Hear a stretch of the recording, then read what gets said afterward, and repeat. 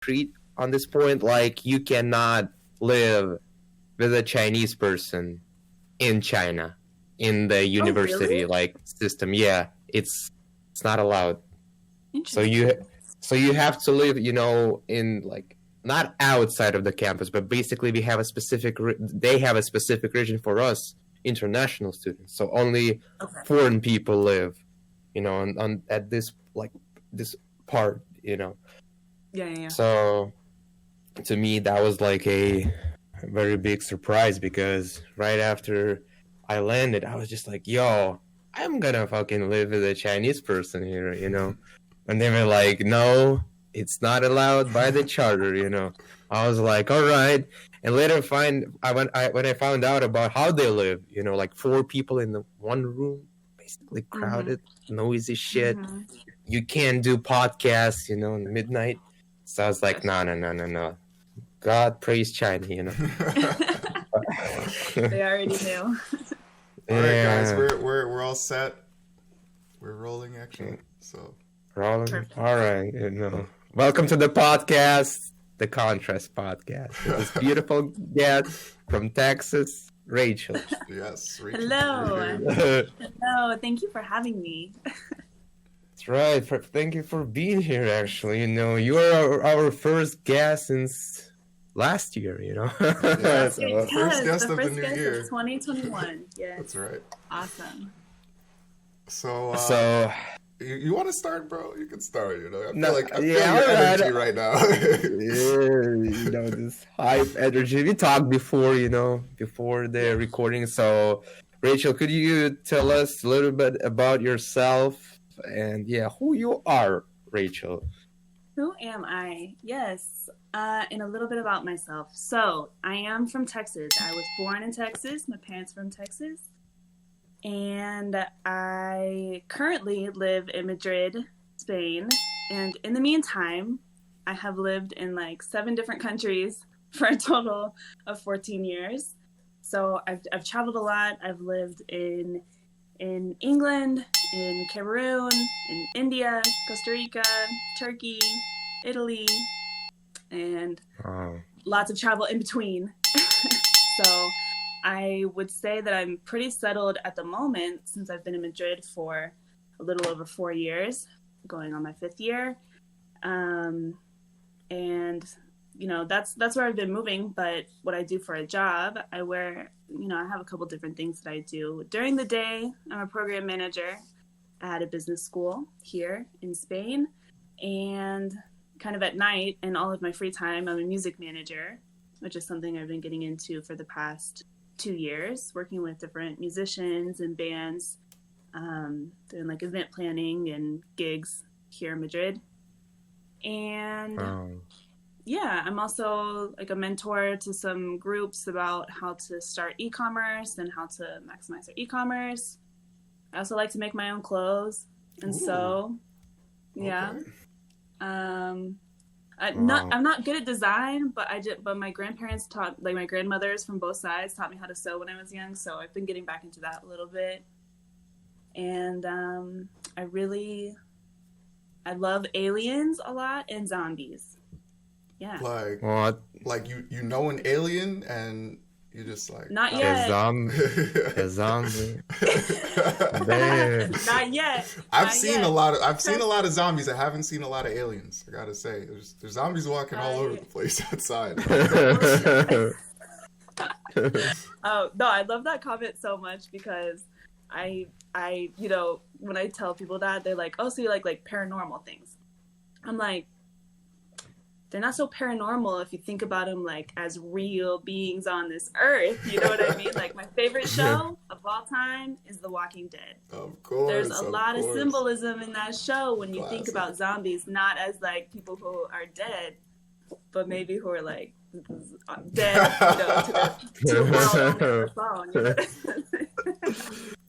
Yo, Rachel, you just said a beautiful thing about traveling all over. So I just gotta ask this question, to an American, not a traveler, but to an American: is the United States the greatest country in the world? Oh, good question. Hell no.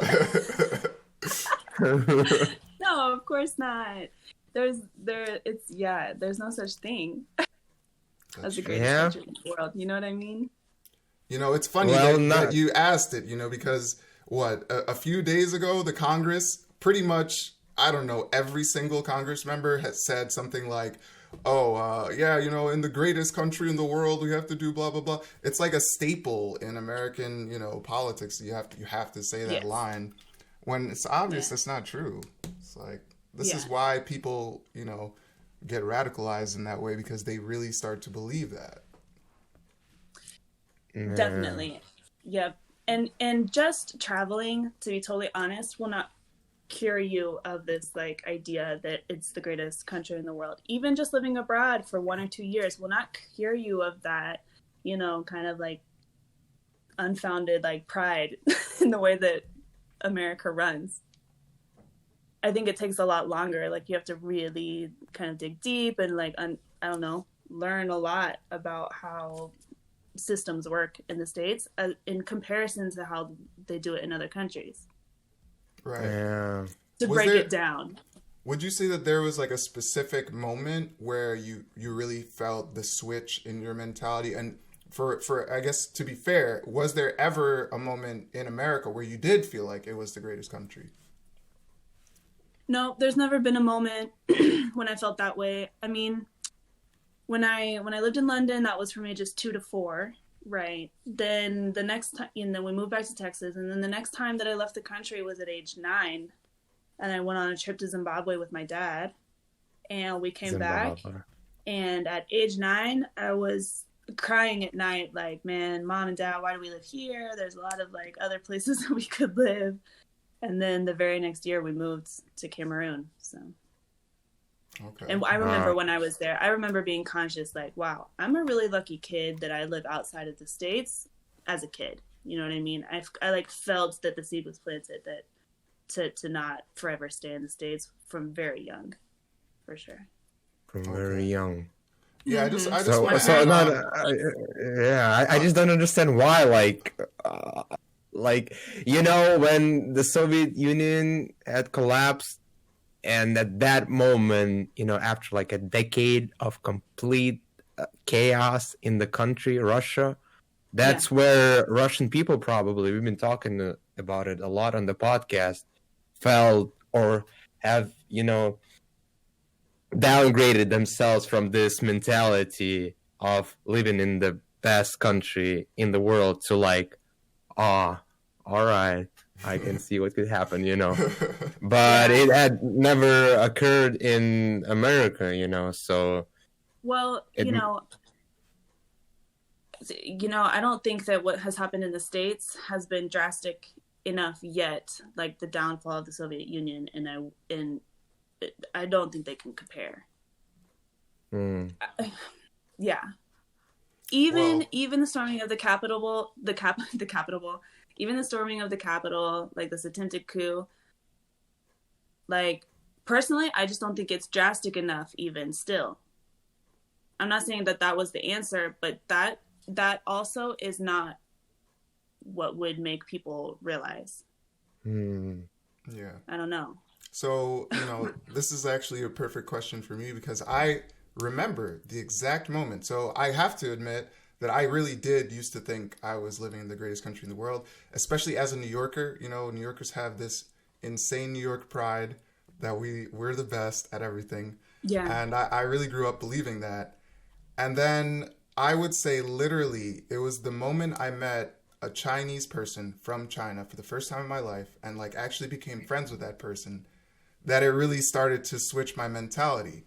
And how it happened was, I was really curious at the time about other cultures and other places because, I was always interacting with different people. I've never been kind of someone who just sticks with one group of friends or one group of people and just stays there. I always like kind of like, yo, but what about those people? What about these? What are they talking about? How is life for them? So I was in a computer science class that I really didn't like. I needed some help. And there was a guy sitting next to me from China. I was asking him stuff like, oh, do you understand this stuff? And, he had an accent and stuff. At first, it was a little hard to understand him. But over time, we developed a friendship. and he would help me out all the time with like homework and stuff. He would invite me, you know, to eat dinner with him. And it was through that like kindness and seeing like basically how he lived in comparison to how I lived, where I was like feeling so privileged, I guess. And like he didn't have it rough because actually his family was pretty rich, but again, he was living in America, so he was completely out of his element and he had to also adapt. So it was like a mixture of these two different kinds of people coming together, trying to assimilate into each other's culture, that made me start to realize like, yo, wait a minute, like there's so much more to life than just thinking like you have it the best and everyone else has it terribly. And long story short, that friendship is what led me to leave the country for the first time ever. I went with him to China and I saw China, and you know, there's other things that I experienced in China. Then you definitely realize that the United States is the best country in the world. Like, I mean, we could just skip the rest of the story and say it sparked me to want to travel to other places, and then since then I've traveled to a lot of other countries. But I think if anyone really believes that their single country is the best, it just means that they have a lack of exposure to other people and other kinds of ways of living.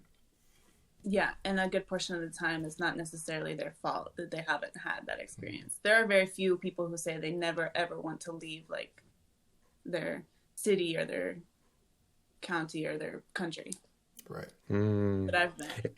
It's interesting because right now I'm experiencing a very strange feeling. I would call it that way, because I've been, you know, bullshitting on Russia a lot and like, yo, all other countries are, you know, the best, you know, but not Russia. And then right now, as I'm living in China and craving for finding and talking to people who know Russian, you know, like my people. And to be clear, if you can speak Russian, you are Russian to me, you know, not Belarusian, not Ukrainian, Lithuanian, you're Russian, you know. But at this point, I was just like, yeah, I feel like I need to get some more information, some more knowledge on my own country. So this whole trip, you know, experience living abroad and stuff, talking to a significant number of nations, you know, other people, just made me realize like, yo, you could have learned all of that shit, you know, in Russia. Is actually one of my late friends' quote. He said like, yo, I know you've been traveling, man, but come on, look how big Russia is, you know. I can find all of that shit right here, you know, without leaving. And I was like, nah, you gotta leave, you gotta see, man. But at this point, I feel like, yeah, I saw, you know, I've been looking at this and not focusing on Russia. So maybe it's time to, you know, cross the road, you know, turn tables. But yeah, interesting. You know, the way we can come to the same conclusion, but using different paths, you know, and approaches, methods. So yeah, that's pretty cool. For sure. Definitely. So Spain, you know, the last destination, husband, an apartment, you know, a painting right behind you. Damn. It's not that big. I mean, I got this like one space pretty much, and it has everything. Like I got like a piano and a bunch of speakers, my sewing station over here. Don't forget, you got all of this shit in Madrid, you know. Yep. Started from nothing over here. Yes. So how did it start? You know. Yeah. How was it when you first got there? My very first time that I arrived to Spain was in 2015, and I was an intern with Global, and they sent me here to help, you know, organize the trip to Morocco. So like the students that were already here in Spain, every year they used to go on a trip to Morocco for about a month. And so I helped organize that. And so before we left to Morocco, which was like kind of the main trip that I was thinking of, I was here in Spain for like 2 weeks, and I loved it. I mean, a lot of people had told me really awesome things about Spain, and I definitely liked it, but I wasn't necessarily in Madrid. I was in like a suburb of Madrid called Alcalá de Henares, which is where the University of Alcalá is and where the students were staying. And so, after that short trip, we went to Morocco. Then I traveled to a lot of other places, and I ended up coming back to Spain for a longer amount of time, like 3 months, again with the same program. And we also went to Morocco during that time. But in the very last week that we were here, that second time that I come to Spain, I met the guy who is now my husband. We met that very last week, and so then we were just dating long distance for a little while, and then I came back. I found my way back. I still was working with the school, but then I quit, and I was here working freelance, doing virtual assistant jobs, cleaning houses, doing online tutorials, whatever I could do to get money. Because I was also in, a limbo with my paperwork, waiting for my marriage paperwork to go through while my other old student visa was, Wow. slowly coming to an end. And then once I got married, I could get a job here. I have my residency here now. And then I got the job at the school that I work at now. So those were kind of the steps, with a lot of emotional turmoil throughout. Interesting. You know what I'm thinking about now? Goddamn, long distance relationship worked. It was really only for 5 months. It was not that long. Still, 5 months is a lot for a lot of people. That would be a lot for me, honestly. I mean, I tried. 5 days. 5 days would be a lot, The difference was, so at that time, I was living in Italy and he was here. And it's really not that difficult to fly back and forth. And so, since it was so new, I was very much okay, I can tell this is going well, but you're telling me you want to come visit me there. I'm not going to believe you until you're there. And he did come visit me, and I think I was there for that. I think I was literally there when he showed up, because I remember that. Yeah, I met him. I think some of them met him, yes, at that time, which is so funny. But yes, we did eventually get married. So did he speak English? Or no. Was it all in Spanish? Right? On our first date, yeah. On our first date, it was all in Spanish, and I was like, do you speak any English? And he was like, no. I was like, okay, I could speak enough Spanish, definitely, to get by, in the conversation. We could have a full conversation. Damn,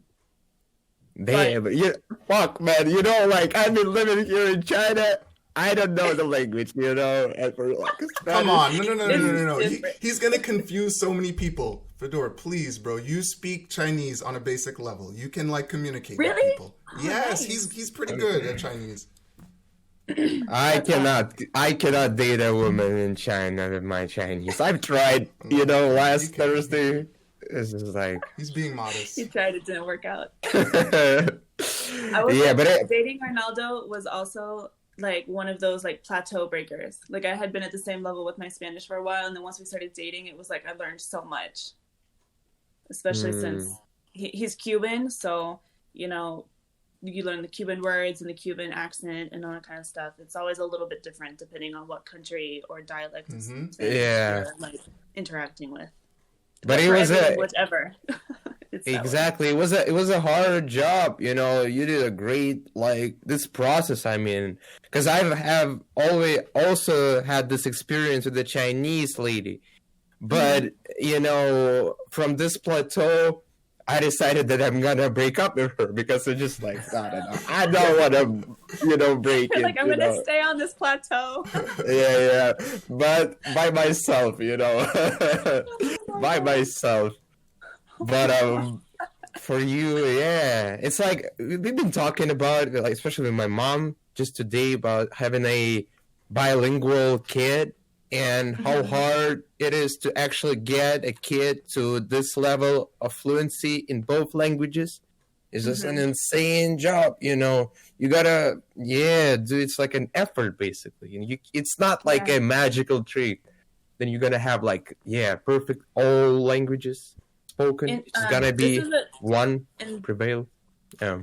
In the United States, it is kind of an interesting case. You will definitely find a lot of Chinese schools, and people from China will send their children to Chinese schools. I had a lot of friends who were sent to Arabic school, Muslim friends that went to Arabic school, and I know a lot of families that would send their kid to extra schooling to like help Yeah. solidify that language outside of normal schooling. But at the same time, you'll also meet a lot of people that like kind of reject the language that they have in the home. I don't always know why, because that wasn't my experience, but you know, you'll meet a lot of like Mexican American families and the kids don't speak Spanish. So you'll find like it just depends a lot of time like on the family. Exactly, on family's perspective, you know, how much they value the language. Because personally, I'm this die-hard lover of Russian, right? But at this time, you know, and, you know, I would never trade it off. I think it's the best language of all times, you know. It's a pretty good language. Well, I like listening to it. I'm a fan. I like listening to it a lot. And my latest favorite show that I watched that was originally in Russian was the like Into the Lake show. It's kind of like a thriller series. But just hearing Russian is awesome. I don't speak it. I don't know. You confuse it with German. It's like, yo, what? Russian, German? No, Polish? Oh, yeah, Russian. All right. It's interesting to hear it in China, you know, because I haven't traveled besides China to anywhere, basically. So it's my first... Since you got there? Yeah. My first destination, you know. And meeting with all of those, you know, Ukrainians, Chinese, Russian, it's just a nice experience, you know, because, again, it's not that common in Russia, like in America, that you have this privilege to speak like 2 or 3 languages. So it's basically a monolingual country. Hey, wait. But don't be fooled. America is mostly like English speakers. Like, even though they have the ability, because we have so many people to learn different languages, it's not promoted at all. It's almost, and actually in some circles, it's frowned upon to learn other languages. They're just like, no, just speak English. Don't, you know. Yes. I'm very, very against it. There's like both sides of the in the States, the coin. That's why it's so interesting, you know, because this good side of China, for example, cultural wise, you won't really find that person. I mean, I haven't tried, but from this experience, I've met what was the country? Not Romania, Moldovan Chinese. Like, they speak Russian there, and the guy didn't speak Chinese at all, despite his dad, like, being a Chinese person, you know. And you know, a completely opposite case of Roman, a guy, Chinese father, again, mom is Russian. Russian is like pretty, it's like pretty simple, I would call it. It's not that sophisticated. You cannot produce a meaningful, I mean, like, we could understand each other. I didn't limit myself. I've been like, you know, this Russian 100%. But for him, I could see that, it's a struggle. Yeah. But again, it's just a very small sample of people that I've, you know, picked for this analysis. Maybe in some other parts of China.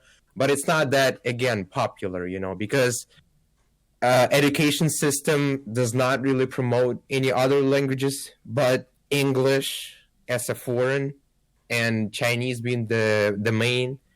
Of course, they have like dialects, but I'm not sure if like if a person from this interracial couple gonna speak this dialect, you know, if he's like been living 11 years, 12.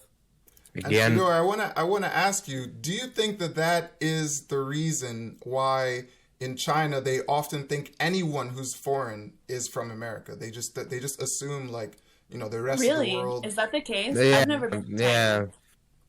That's right. And it's like 95% they're gonna say. If they just look at you, they're gonna think like, you're American. You know, no questions asked. Or like, America, 美国. Because right now it's this constant battle. There's only one example of being 美, which is beautiful country. 美国, 国 is country, beautiful country, America. It's like one, you know, we're gonna aim at that place and disregard all other nations, you know. And I guess it's fair because from the Chinese side, if they're just looking at this, you know, statistics, indexes of like, well-being, like GDP stuff and technologies, then yeah, America is the main competitor. And when they see a white guy, just walking around, they're gonna be, oh, hello, I'm so bad at making this Chinese accent, but basically, yeah, they'd be like, oh, America. I'd be like, no, I'm Russian. I used to do it like that, before this, this mood, basically, this agitation against America nowadays, just flood the streets. So I'm Russian, and all right, Russia, Putin, vodka, fucking stereotype, but it's just better to be that, But America, yeah, basically that's been the case. No. So what about Spain actually? First question, how similar do you think the United States and Spain?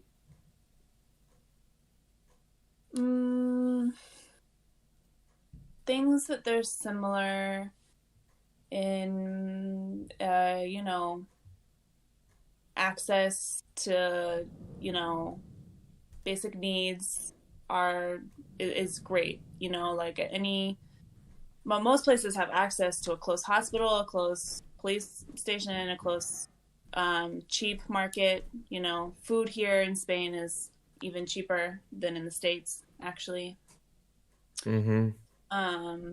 So, you have access to all of these things, but the working culture is quite a bit more relaxed here. People joke about the siesta, or that Spanish people take a nap during the middle of the day. And that's not necessarily true that they take a nap, but the siesta is more like a cultural thing, the way that I see it. Like when I come into the office in the morning, which we're working from home, since, last year, but when we were in the office, it's not weird to take about 45 minutes to an hour to drink your coffee with your friends at work. It's not frowned upon. It is encouraged. You awesome. Get to the office and you spend a little bit more time at the office to make up for this time that you spend drinking your coffee. A normal lunch is an hour and a half for a lot of people, just because you can. What? Yeah. But you end up working a little bit later. Like I still work 40 hours a week, which is very similar to the States, but it's spread out over more hours because, the coffee, the cigarette break, the lunch, it's all programmed into the working day. You know what I mean? That is awesome. Yo, America, take notes, please. Please. It makes for like a nicer, exactly. People, employees feel more relaxed, right? Don't get stressed out. China has left the chat, by the way, now. So it's like, it's not the thing, But what about culture? Like, do you feel because all right, I gotta explain it. I feel like Russian and Americans are pretty similar, in terms of especially Black America and Russia. Yeah, that would be a good comparison, but also just not all kinds, but white Americans as well. Like I get along. I'm not saying, but it's just because of your culture and our ability to get in with this moisture in between. It's just it's really nice, compared to other cultures like French, German. I've been talking about it with my mom actually today, because she has lived in Germany and French, and she said like, yo, no, we're not as close. It's pretty. If you don't speak French, you're gonna get really neglected. But was it the thing for you? But I assume when you got to Spain, you already had some foundation of the language, right? Right. Definitely in Spain, I think it takes time to make friends with Spanish people, just because they tend to, keep smaller and tighter friend circles. Not Mm. even necessarily maybe further language. Well, I will say it helps a lot to speak the language well to make closer, staying Yeah, friends. definitely. It all works the same, I guess, everywhere, Yeah. especially in Russia, probably. That would be like, even like, but America as well, because like when we just met with Tarik, I didn't really speak any English. I could understand something, so with his You help, didn't I speak was like, really? So you no, learned not, English recently in the past couple yeah, of years. just, yesterday. No, no, no. It's just I was waiting for him to see what he was gonna say, and once he said yesterday, I was like, Yeah, no, it's been like 3 years, also with plateaus, and right now I'm on this, plateau that I feel like I'm not gonna skip because I just have to. You gotta be on the plateau sometimes, It's just nice to You feel it do. like. You do. You have to just kind of solidify the skills that you have at that level just by practicing a lot. I mean, when I was very first learning Spanish in Costa Rica, I spent a lot of times just being silent at parties. You know what I mean? Like, people would invite me out because they're, like, in Costa Rica, it's way warmer. You get a lot of invitations to hang out with people. And I know wasn't going to understand anything, but I would go to these parties and I would sit there and I would, like, listen, like, laugh along, but just didn't understand anything until I started to understand things, and like it eventually came. But you have to kind of be willing to just be like sitting there like a newborn baby sometimes, just like Yeah, yeah, just get scared as fuck of this light, like, yo, turn the light off, please.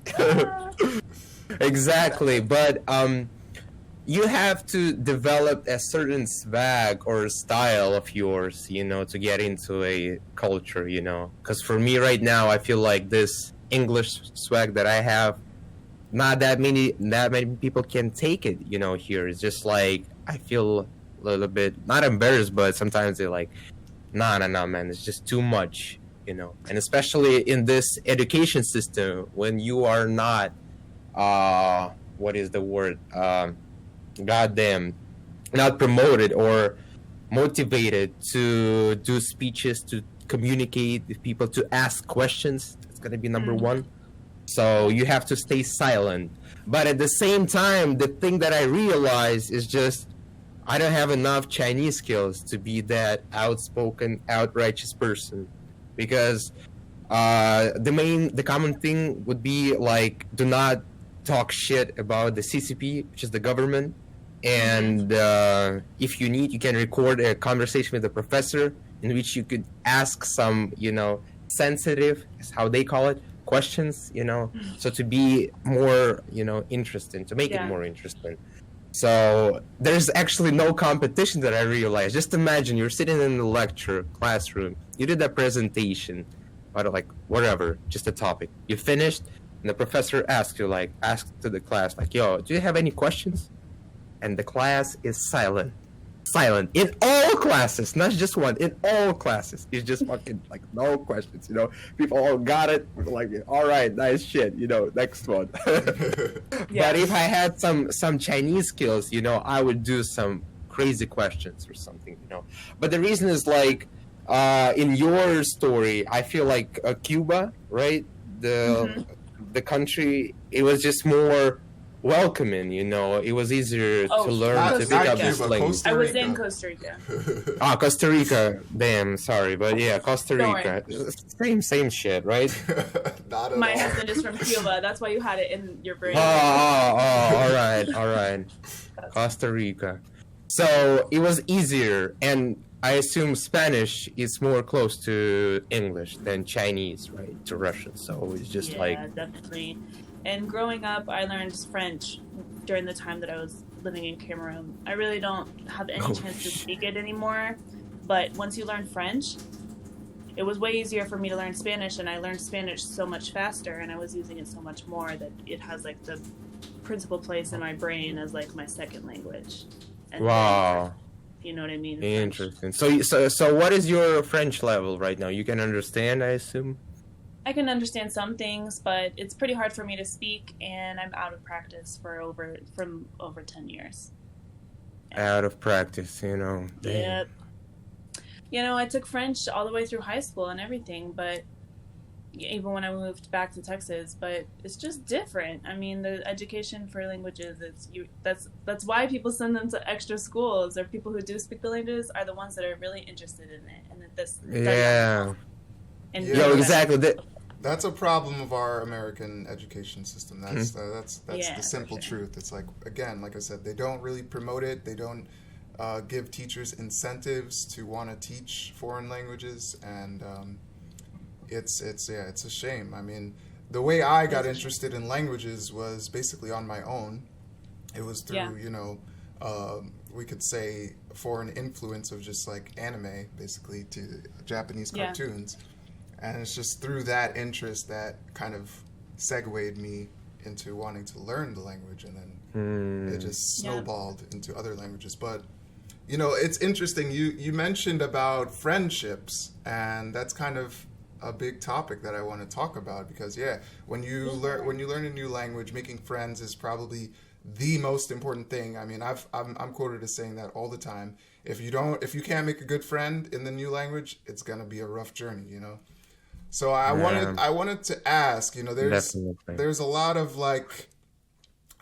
things going on in our world right now, especially with social media, and I feel like I've been now that I haven't been traveling, I've been really sucked into the American social media experience, and I'm really losing touch with my understanding of how it's affecting people in other countries.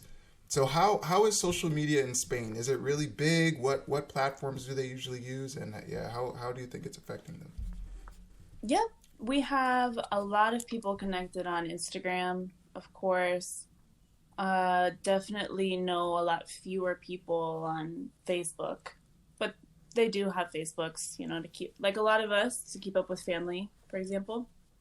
I'm also on like Spanish TikTok. I really like TikTok a lot. But it's like the very young. You gotta cut it, man. You gotta cut it. Your TikTok haters, come on. Yeah, it's of course. Do you see us? Do we look like TikTokers to you? You don't at all. You're totally right. You don't.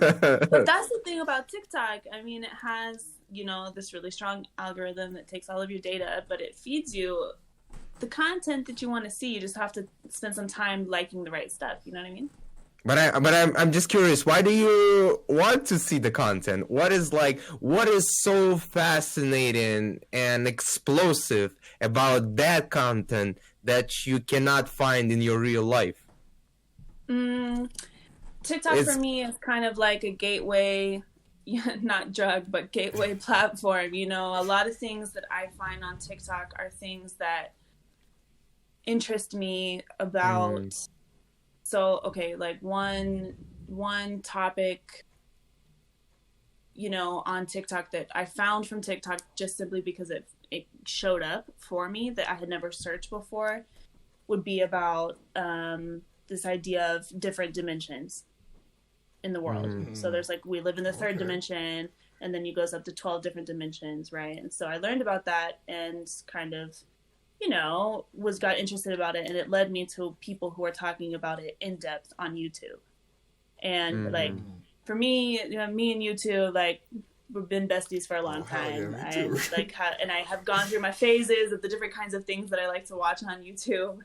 And so, I would say that like things that I find interesting on TikTok leads me to kind of like going deeper into like other like longer term interests that I have. So in one part, like I see a lot of different kind of like sewing content. And so you'll see how people make things, and then you go and you watch how-tos, and I can get better at like sewing on one side. And then there's this other like more like spiritual side, like talking about, like I said, dimensions or time travel or, you know, astral projection, just different stuff like that.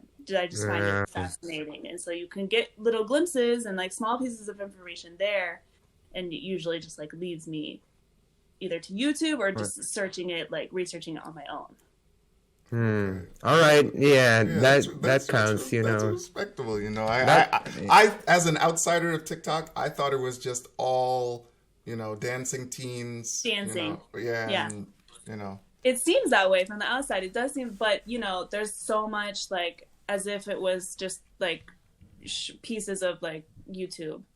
it's a lot more entertaining for like short form, of course.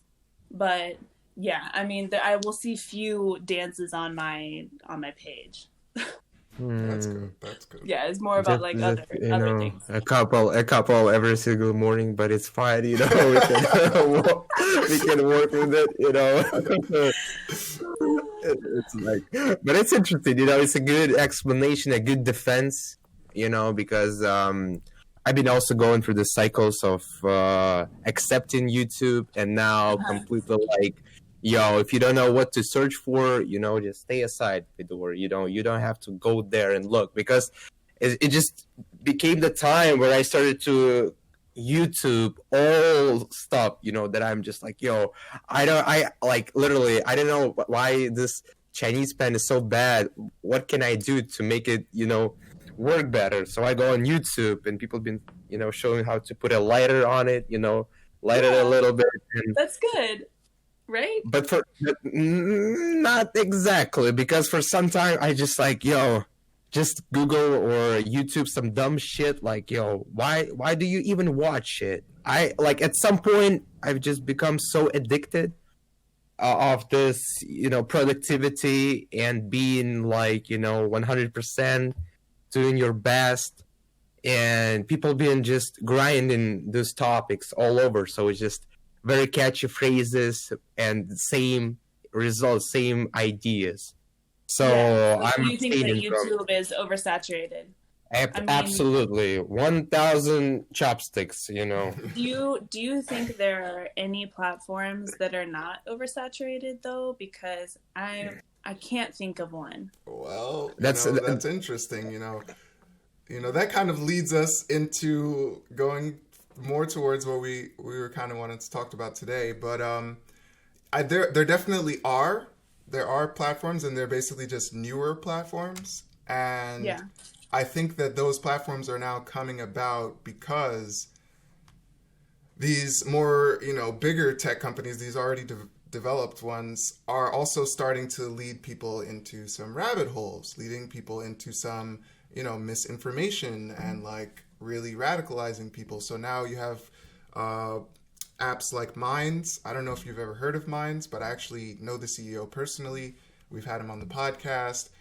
He basically developed his app because he wanted to create an open source social media platform so that people can go on there and feel like they're not being tracked. They're not going to see ads about the thing that they last searched, and so that basically other developers can see how their code works. So that's what basically open source means. It means anybody who wants to can go in and check out how their code works and check out how their algorithms work and copy it and basically alter it in whatever way that they want to create their own. Right.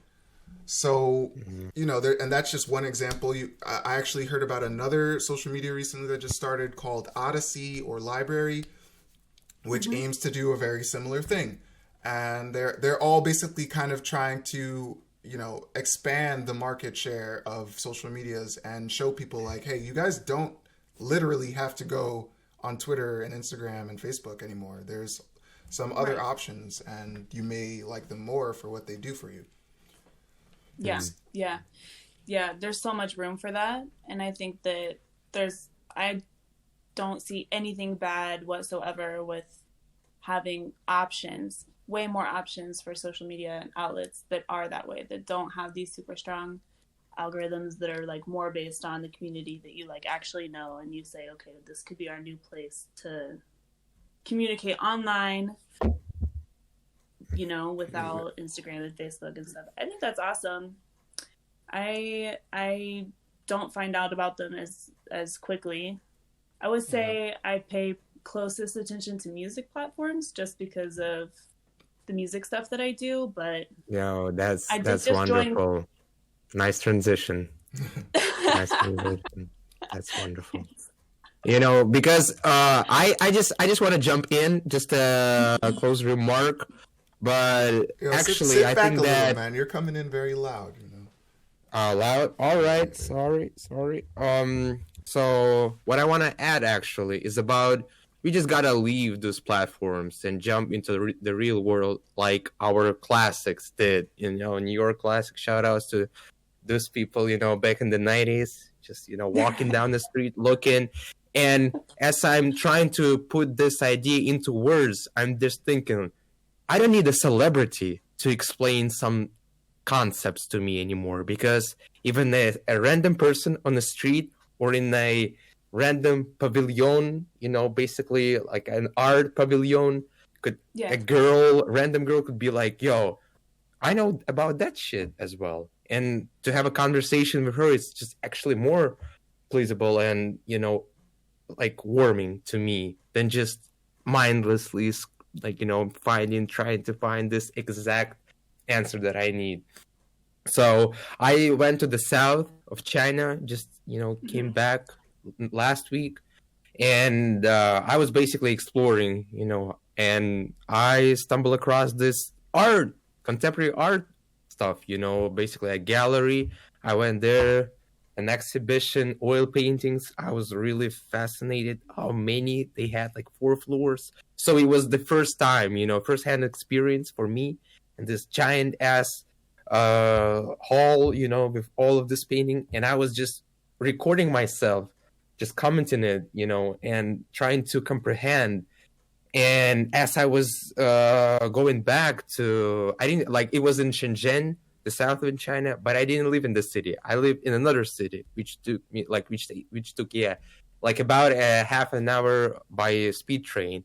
So on my way back, I had this weird conversation with this guy, a Chinese guy photographer, was just picturing like kids, you know, it was weird, you know, exposures. But I was just like, yo, why do you do this, man? All in Chinese. It's like explaining his life story, how he got divorced, some, you know, revelation from his side. And I was basically, yo, this is happening right now, you know, outside of all social medias, you know. And even if I wanted to search for this, like, yo, how to find a drunk Chinese in the train station, you know, right there at the foreigner, you know, if you fucking picture that, that would have blew the fucking YouTube, you know, because it's oftentimes super topical and you just a lot of the content. But all of those crazy moments, which you don't really take seriously oftentimes, but I'm talking about it right now. So something just happened, you know. So like maybe he understood my Chinese. Maybe it was just a shitty day. I had to wait like 3 hours for my train. But mindlessly scrolling and watching videos. What video did you watch before you jump, you know, on this conversation? Do you remember? Or the video before that? I don't know. I fucking macroeconomics probably. I don't really know. But as for that's just been my point. As for music, please tell us, you know, not being selfish, but music scene in Madrid, Spain. How is it like to be a manager, to manage that stuff? Yo, that's cool as fuck, you know. The music stuff is my dream, right? It's my passion. I've really it just became very clear for me over the past couple of years that I want to work in music and be in the industry. So I'm definitely taking like the independent, you know, musician route and just working on doing gigs and helping build up some smaller artists, as opposed to like going straight to work for Sony or Warner or Universal or something, because they have those offices here. You can take that route. You can say, okay, I'm going to go work for a corporation, but it's almost kind of like sometimes it's like working for the enemy. You know what I mean? Because there are so many independent support local businesses. You know, I want to pause you real quick. Musicians. I want to pause you real quick just to say that we actually spoke to a woman who had a record deal with Universal. It's one of our earlier podcasts. If you're interested, Rachel, you should check it out. It's with Angelina Moisov from Russia. She has a great band called Persephone's Bees. So everybody, if you're watching, you know, check that one out. She gave some really interesting insider perspective on what it was like to really make it big in that, and how it affected her. That's awesome. I sometimes I still, like, I look at the jobs. I'll put it that way. I look at the jobs that those kinds of places put out, and I kind of weigh them with what I'm doing by myself, like on my own. I don't do anything on my own. I'm always collaborating with artists because I'm not a musician myself. But yeah, I would say about 3 years ago, right after I quit at Global, I was desperately looking for something local, some creative projects to volunteer for. And I ended up finding this place called El Salón del Artista, like the artist's living room, pretty much. And it was an arts collaboration space for musicians, visual artists, whoever, to go, and they could either co-work there or host their concerts there or a presentation, whatever it might be. And by working there, that's how I got my first gig as a manager for an artist. So an artist named Erin Corrine, and she's a singer, mostly blues, jazz, soul. Yeah, we're gonna gospel. put her links, of course. Everybody go check her out. Yeah, and that was awesome. Like, that was the start. She had been living here. She's been living in Spain for quite a few more years than I have, and so her, circle was more established, and she has a lot of fans here in Madrid, and so she could kind of like teach me the ropes for how to do the logistics part of everything so that she could focus more on her art. And that's the whole point. That's what I really love to do, is to help artists have that peace of mind when it comes to logistics and all of what comes with like any kind of art or any creative project that you have, including a podcast. Like, it's the marketing, it's the emails, it's the picking up the phone at any time to talk to the tech, it's the sending all the information to the club that they need. You know what I mean? Yeah. Doing a podcast at 5 a.m., Yeah, I know exactly what you mean, Rachel. And if you can take that part off of an artist's back and leave them more time to focus on the real art, like, it can be like a nice combination. I haven't had a ton of projects that like pay me a lot. I'm still very much in the like volunteering phase of learning how it all works, but I'm also meeting a lot of people, and that's just what you have to do. And for years. Damn, very interesting. So, it's really fun. Obviously, COVID has messed up all of the shows. I mean, Spain alone lost $2 billion in the music industry last year. I just saw a report yesterday. And so it was really hard. And COVID I was like, got all charts, blues, jazz. And so now that things are like slowly coming back, and there's like gigs here and there because the clubs have their like COVID safe map of the scenes. Yeah. Yo, by the way, I just gotta ask you this question. Do you know the YouTube channel called Colors? Yes, of course. Yes, it's like one of my favorites. He got so hyped when he heard this. Yes. That's his favorite channel. Where they base their studio? I'm pretty sure they have 3 bases. There's one in Berlin, one in London, and either New York or LA. I'm not totally sure about the ones in the States. It's probably New York. I think it might be New York. Yeah, of course. Of course. Wow. Yeah, it's just the best channel ever, It's awesome. Yeah, but so a manager. So like, why did you quit that program? You said you had to quit, and you didn't really explain why. Like the university program, The Global? Yeah. Oh my god, because I had a terrible, horrible boss.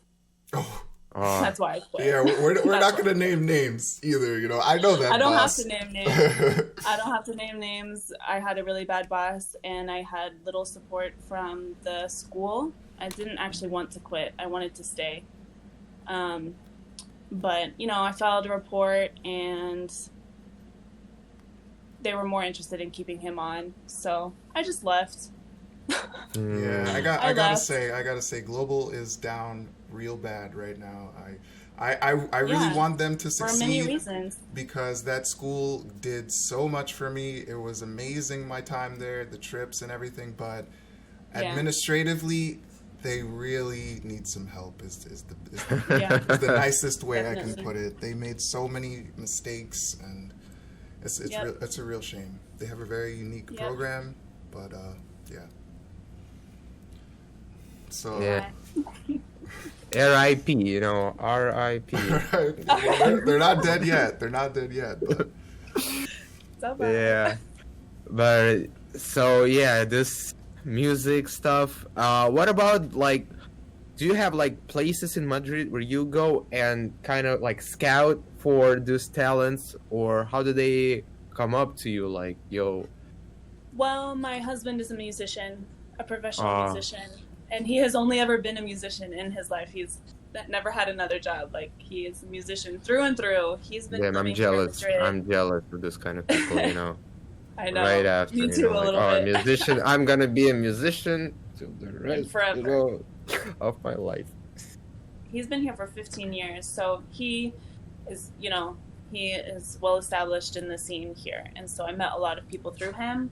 I'm not at the level at all in which I can scout because I'm still at the point where I am trying to meet people that could even help me, Hmm.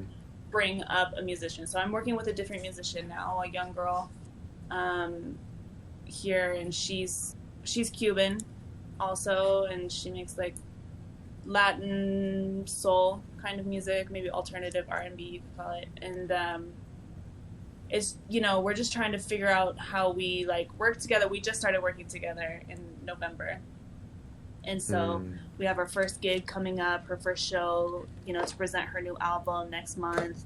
And I'm just trying to like find sponsorships for her, to get some press for her, and all of those processes, making those relationships with press and that kind of stuff. It takes a long time, and musicians don't actually have those connections. They're usually industry people, and so like I could go work for some kind of agency and get the connections through them, or I could do it on my own and have it all on my own. Maybe open my own agency one day. So that's kind of the route that I'm taking, especially since the job that I have right now at this university is stable, and it's, I'm still learning things from that job. So I'm not going to quit that job anytime soon. It's like the perfect like mix, like day job and side hustle that is eventually going to take the place of most of my time. Yeah, I'm also kind of in that situation. It's not as perfect, because I want so badly to be in the media. And that's why we're kind of, I'm trying to do this podcast, but in another way, I'm also like really trying to work on myself. So, I've been going to the gym a lot, just trying to, and now I work at the gym. So it's like, it's kind of good, awesome. when you can get those situations. It's like work at the place that you need to help you grow and stuff.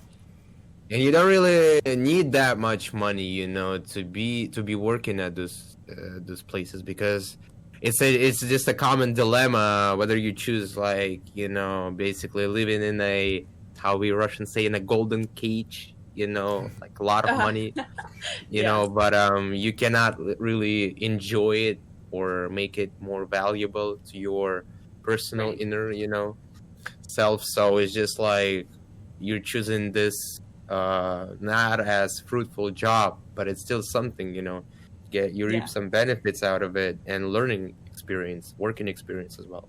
So, and plus you're dealing with this, cool ass music scene in Spain. Yeah, it's fun. That shit it's just great, I like, yo, can you do this in China, Fedor? It's like, nah, not music scene. You'd have to speak Chinese, right? You would have to speak Chinese too. We don't have Cuban artists here, that's gonna be a struggle. But I actually know quite a few Cuban people who live in China and Russia.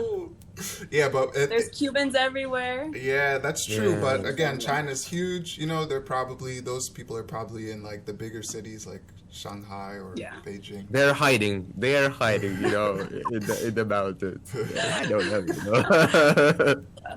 The Cuban people I know that live there are not musicians, so.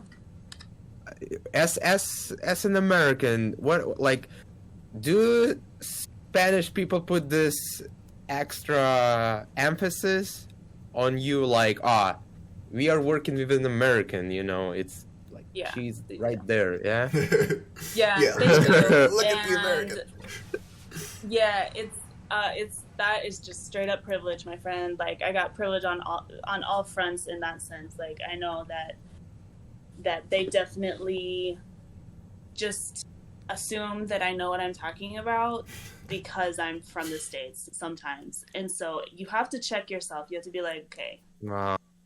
So and I don't know, I guess that's why people do end up liking me, because I'm just always honest when I don't know what they're talking about, or I need help to like understand, or maybe I didn't understand their Spanish or something. But man, they just trust me right up. Like the girl that I'm managing now, she's like, I love that my manager is American. You just see things a different way. I'm like, no, girl. I see things a different way because of my life experience. Yeah, you know, I have this really funny line right there, just a stand-up line. Like, as if you were a Chinese person, that would be like, oh, I have a Chinese manager. I'm gonna double check it. You know, like I cannot trust it. It's gotta be the complete opposite. You know, instead of just yeah, believe, yeah, you got our trust. You know, Chinese gonna be like, yeah, where do you get this information? You know, you gotta fucking ask. That is so funny. But yeah, extra privileges. Wow.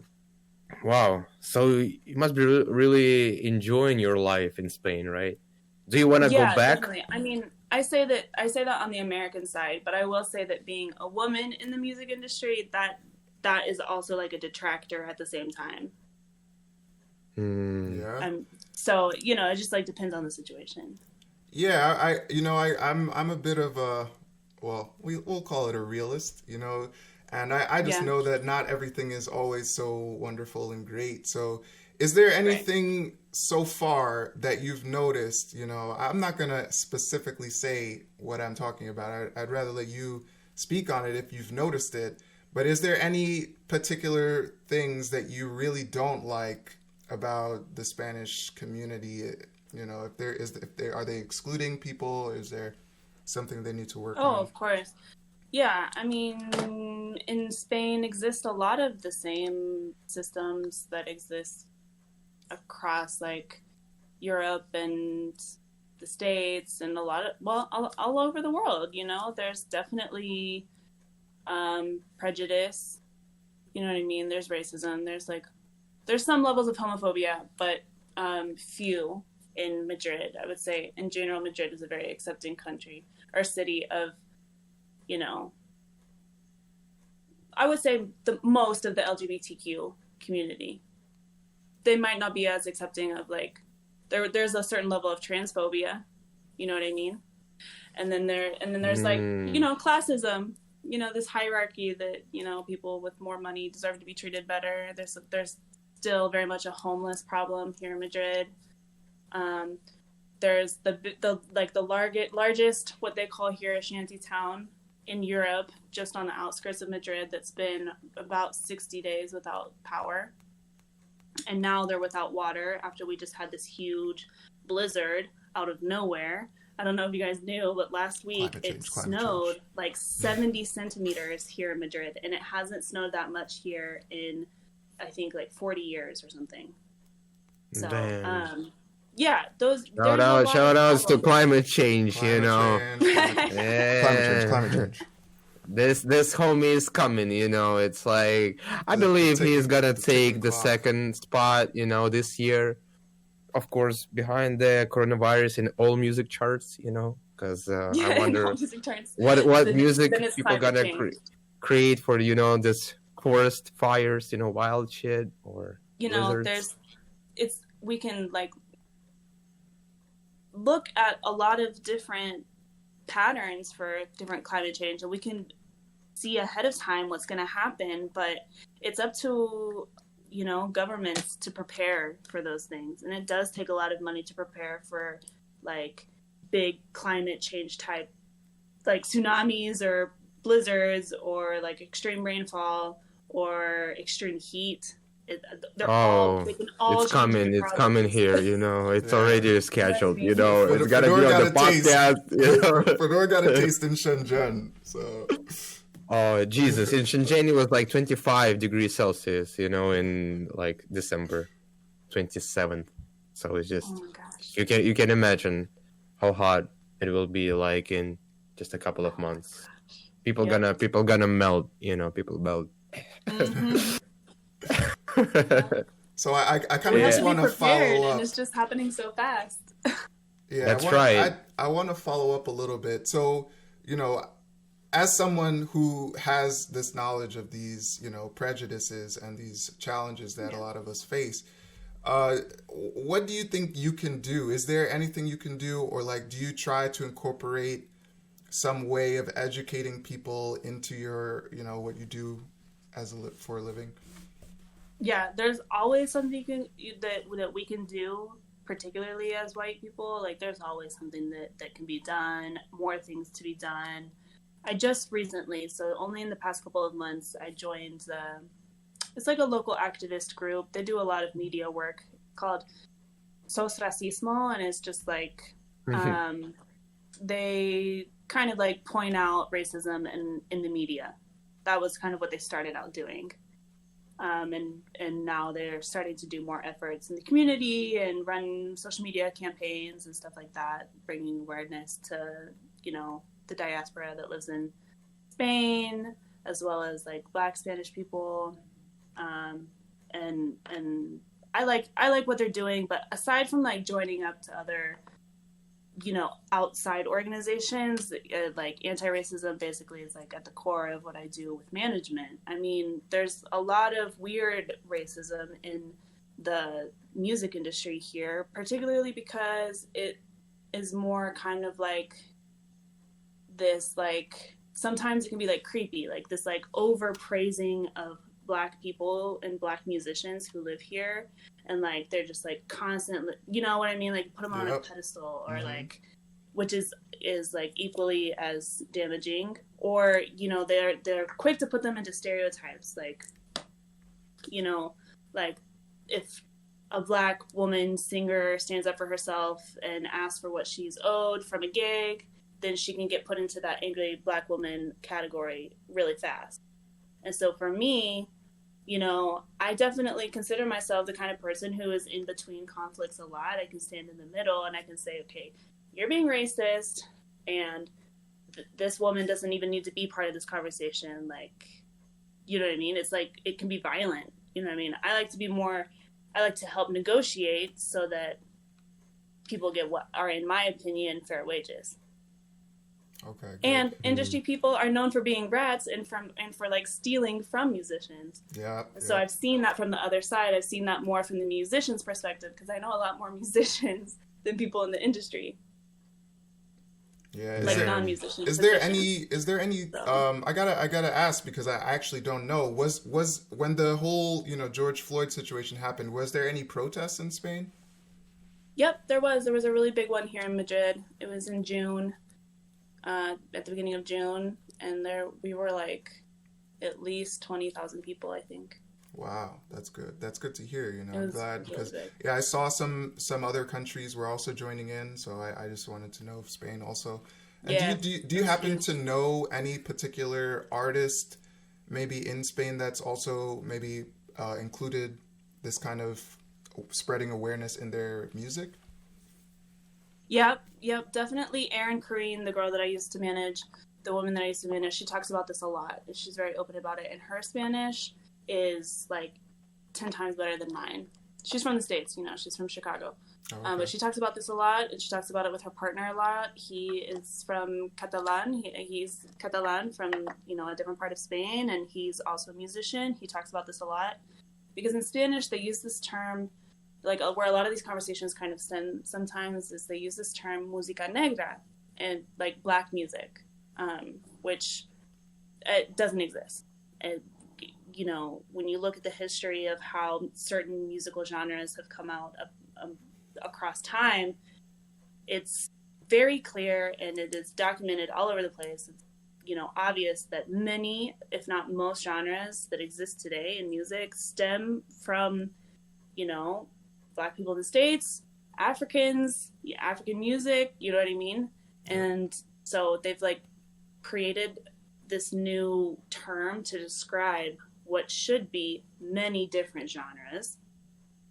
They say Black music to include jazz, blues, soul, R&B, funk, gospel, and those are all very different genres that all have different histories. You know what I mean? And so there's been a lot of complaints from people in the community about this like overuse of the term and how it has like turned into some ugly practices. For example, there's a magazine here that runs these premios, competition, like awards every year, and they focus on what they call Black music. And last year, out of, I don't know, 7 different categories and, 40 or 50 different bands for all these different awards, there was like 2 of them that were even from Black artists going up for these prizes. You know what I mean? And it's just kind of, there's a lot of appropriation in the musical scene. Not to say that white people can't play those genres. Nobody has ever said that. And I want to make that super clear. All colors are always welcome to learn other genres of music, but there's definitely appropriation here, just like there is in the States, of Black trends and Black music and Black hairstyles. It's very much widely accepted here in Spain for white Spanish women to wear braids. Like it happens a lot. You know what I mean? We dealt with this already in the States. I feel like it's more well understood in the States. Like there's some people who still do it, but yeah. Do you have a lot of Black people in Spain, in Madrid? Mm-hmm. Yep. Like how many in percentage? Can you see them on? I could not tell you that off of the top of my head, but just so you know, I mean, like Spain was mostly Black at a certain time in history. Yeah. Yeah, it's interesting, because it's super American question, the topic itself, because yes, I have been living in both homogenous societies, so to me it's really weird in terms of discussing it. And I guess all of these countries, like Spain included, will we'll follow this American trend of developing this tolerance and acceptance towards Black people, right? And still, it hasn't got to this, apex of welcoming and acceptance, right? So, as you just pointed out, when we dealt with this dread stuff back in the 70s or 80s, I don't know, I'm just, bringing this up, but once you have dealt with that, Spain is still, catching up. So it's gonna be a long term. Yes, exactly. Do you think it's ever possible to coexist to make society more, not just more, but accept all colors and all like nationalities for this matter?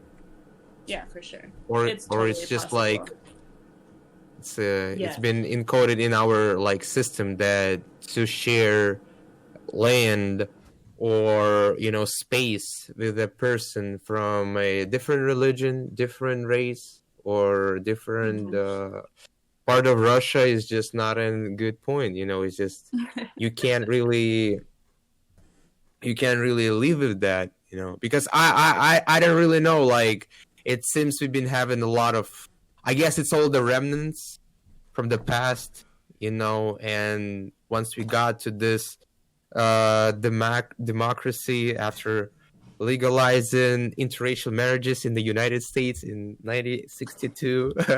So we still got like 70, 80 years of this, development. So it's pretty young, like Russian democracy, So of course, we're gonna be experiencing a lot of. I think that all prejudice can go away. I think that racism could be a thing of the past. I do believe that. And I don't necessarily think that prejudice is passed down from generation to generation, but trauma certainly is. But that's the thing. Trauma can certainly be healed. There are ways to work through that, to rid yourself of prejudice. And I feel like My own family is an example of that. I mean, there's a huge difference between the ideology of my grandparents and my parents. And then there's another huge difference between my own parents and myself and my sisters. So, and that I would attribute to my own personal work and helotherapy and life coaches. You know what I mean? Wow, So that's it's possible to work through that kind of stuff. Definitely. Yeah, for sure. You got all, this applause for that, because personally, I don't really believe that people are gonna change because people are full. They eat, they have, this supermarkets. They got like meat and stuff, and they still have this not modest, but really not as effective, globally speaking. Like especially in the rich countries, developed worlds, like this climate change. But once it hits really bad, like Australia, not gonna just burn a little on the coast, but it's gonna completely burn down.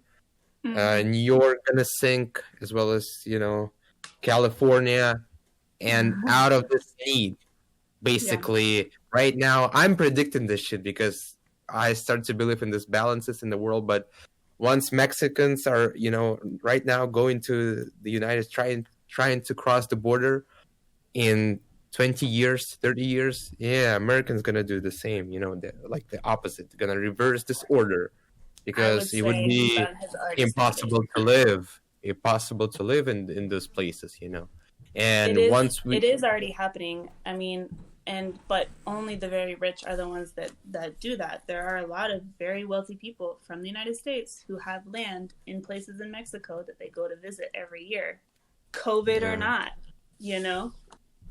And exactly. And for now, that is something, reserved for the rich and wealthy. But I want to throw my hat in here and also speak on this. I definitely contrast with Fedor in my belief. I think absolutely that we are slowly chipping away at these, ancient ideas of like race and separation, segregation based on, ridiculous anti-scientific, anti-logical things. And I think it's a product of technology mostly and communication. We're seeing these kind of protests and these basically moving the needle on the discussion of things. People can no longer just hide and just, keep their beliefs bottled up to themselves or to their small community. However, we're also in a time where people are still adjusting to social media and adjusting to the ability to hear different perspectives and to be able to distinguish like which is real good information and which is like, garbage. So we're definitely in a time where there's going to be a lot of chaos, a lot of turmoil, a lot of, really hard swings between, ideologies of like, I'm going to be all the way over here and I don't want to hear anything that they're saying over there. And, coming back, I'm like, okay, maybe I should go listen to this. So it's like, I think the main point is like, if we as a young generation want to get rid of these, old ideas, we got to communicate. We got to have, things like this, podcasts and share the talks, don't be scared. I got to share this story because it actually triggered me so badly.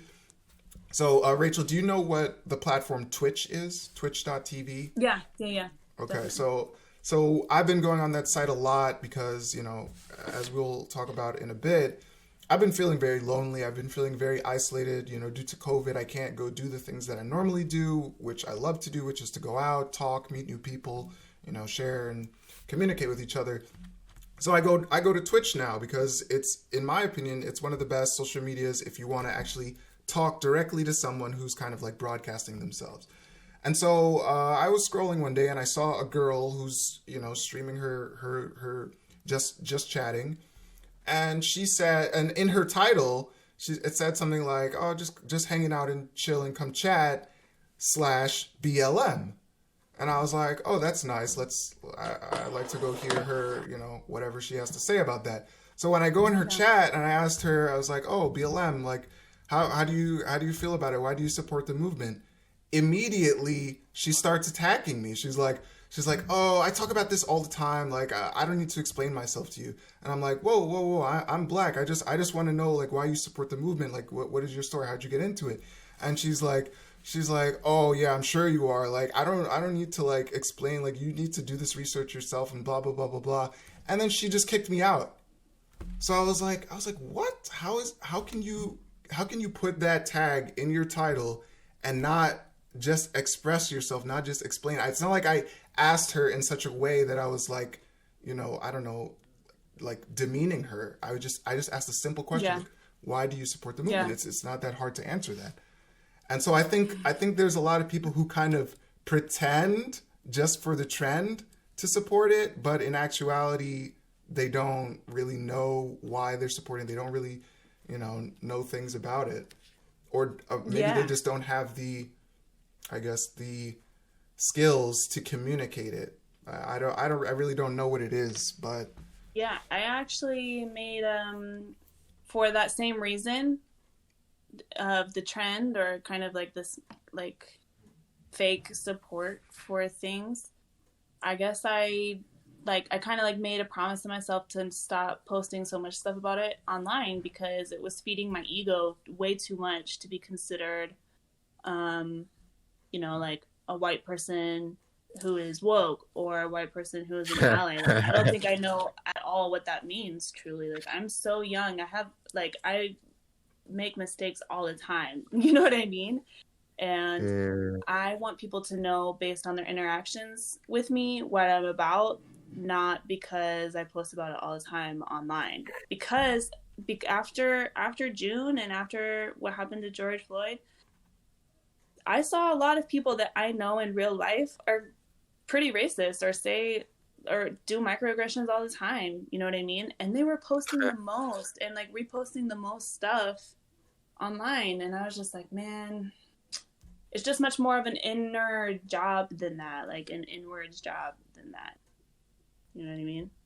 And I, as a white person, don't get to pick and choose when I talk about it. I talk about it every time it's brought up.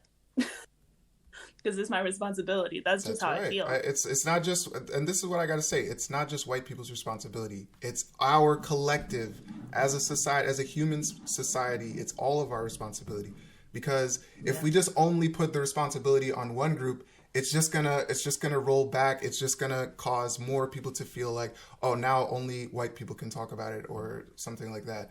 So it's like we gotta if we want to fix a problem, we have to all be involved in it, and that's just how I feel about it. Yeah. Definitely. Yeah, great thing to put it, And speaking of loneliness, we got this beautiful video. Are you saw the video now? Yeah, I'm ready. Yeah. I've been curious this whole time, Yeah, we've been holding this in free. Yeah, well, we had to have a beautiful conversation. I loved what we just covered. So, all right, I'm gonna set it up now. I'm gonna open this video. Let's do it. Everything is weird. Yeah. Hi, my name is Sydney. Welcome back to my channel. As per usual, before we do the thing, this video is sponsored by Surfshark. And I'm sure you're all very surprised by that. So when I originally started writing this video, I wanted to talk about the phenomenon of women, and especially young women, creating lewd and nude content online and getting paid for it. And why the meme accounts I follow keep promoting them. Trust me when I say that the ratio of butts to memes is very disappointing. Like, I don't even know why this is a thing. I'm here to laugh, not develop secondhand daddy issues. Anyway, what I found instead was the idea that Onlyfans and similar content and websites like it are driven by loneliness, not only in the male subscribers who consume this content, but in the female models, for lack of a better term, who create it. And I think that's significantly more interesting, and I dare say more important, than memes and butts. Stop doing this. Seriously. it ruins my whole day. Platforms like Onlyfans, where subscribers pay a monthly fee to see content from specific creators, mostly nude and lewd content, have exploded in popularity this year especially. I guess that's what happens when 2020 society becomes a bag of d. While accurate data is difficult to find in relation to this, an article from April of this year said that OnlyFans had a 75% increase in signups, with more than 170,000 new users each day, with another website suggesting that it now has well over 100 million registered users, 97 million of which are only consuming content. Similar websites such as Patreon have also experienced rapid growth this year as many people have found themselves out of work. But we've seen not safe for work content all over social media before, on Instagram, Twitter, Snapchat, and so on, and it's very clear that there's quite a big market for it. I'm not gonna lie, I could do with seeing a lot less of it on Twitter. That is a place exclusively for political pile-ons. I don't want to see your no-no square. But what's funny about OnlyFans and websites just like it is that consumers of this content go out of their way to pay for it. In fact, if you do a quick search on YouTube, there are plenty of women attesting to how much money they've made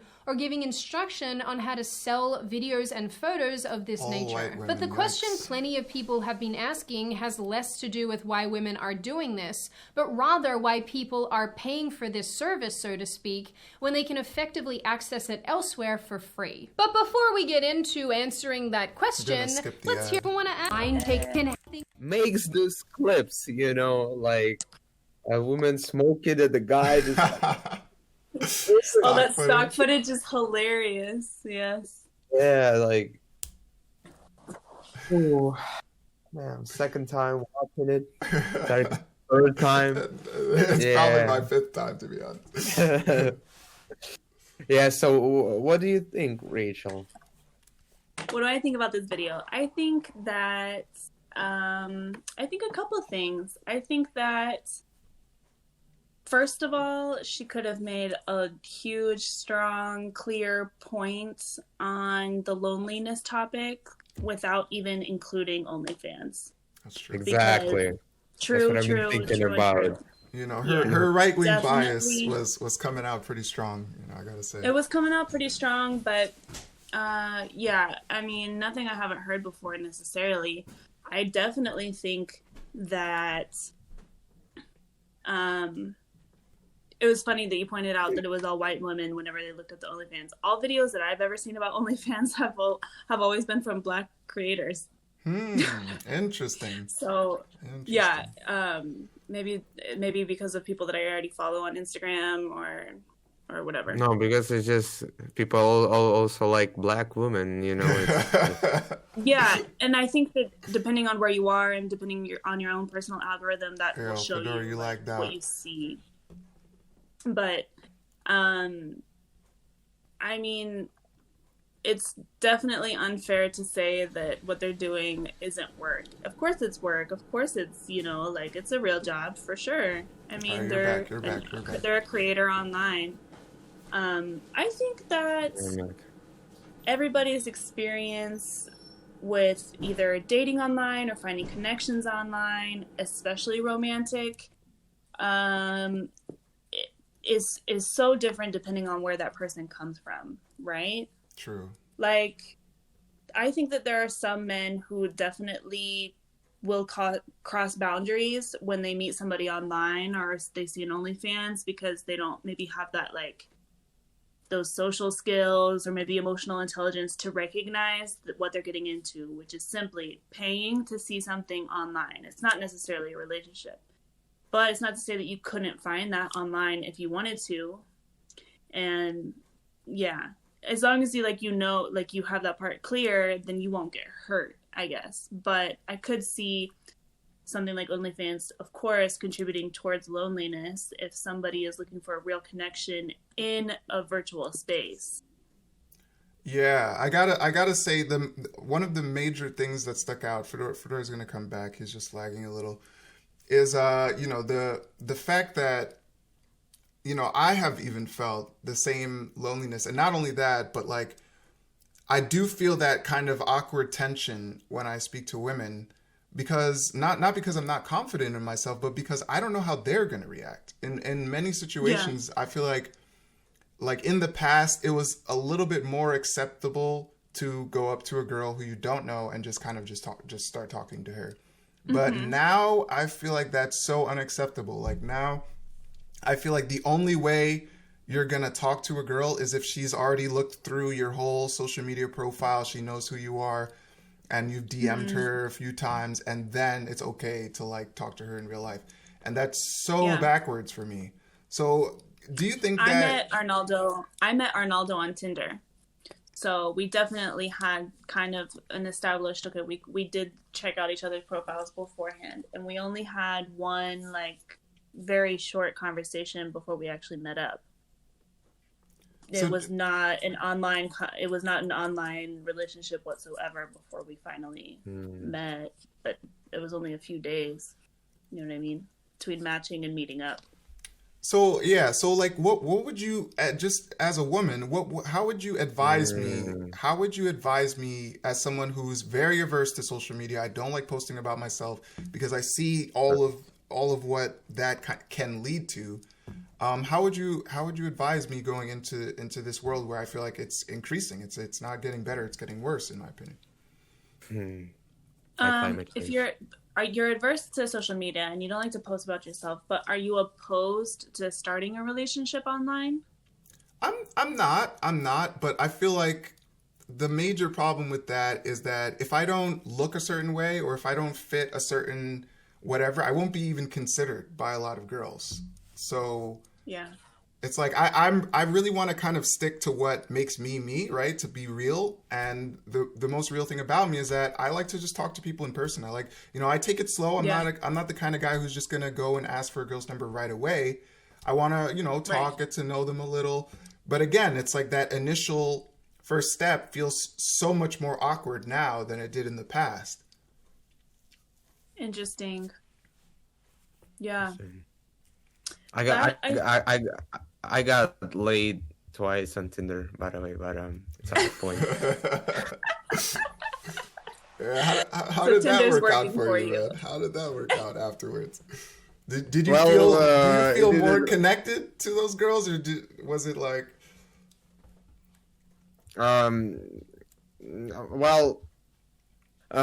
Connection. I don't really get this feeling of connection when I meet them in real life. And don't forget, I'm in China, and it's oftentimes been my language barrier. So I don't know. It's like I use all means necessary. So it's like, personally, to me, like understanding this basic principles of like human psyche, I don't feel like there is a like I might be wrong about it, but still there's that big difference for me personally to either go on a date in real life or talk for a little bit and then meet up.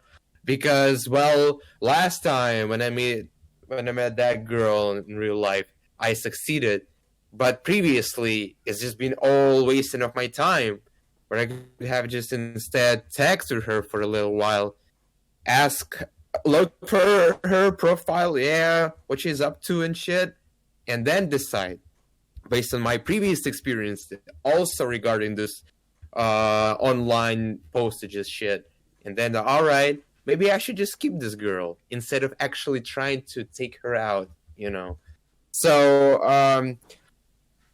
I believe it's just your Rachel is a good example of how this social media got into our life, so like tight.